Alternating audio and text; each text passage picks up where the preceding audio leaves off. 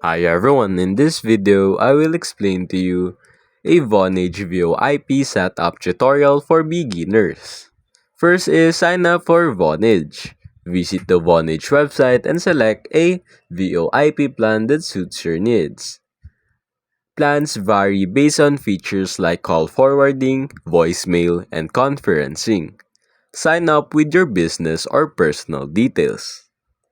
Next is choose a device.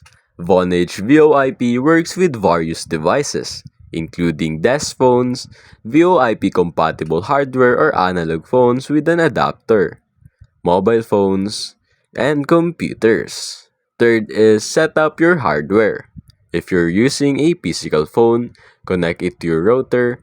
For analog phones, you'll need an analog telephone adapter or ATA.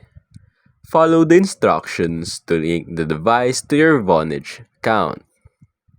Fourth is configure your Vonage account. Log into the Vonage portal, configure settings such as call forwarding and voicemail, multi-line options for business accounts, local and international numbers. Fifth is install the mobile or desktop app. Download the Vonage app to access your VoIP services on mobile phone or desktop.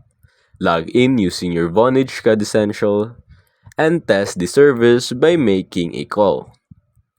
Lastly is the advanced features. Explore features like virtual receptionist, call routing, and conferencing. Vonage also offers integrations with CRM and other tools for business productivity.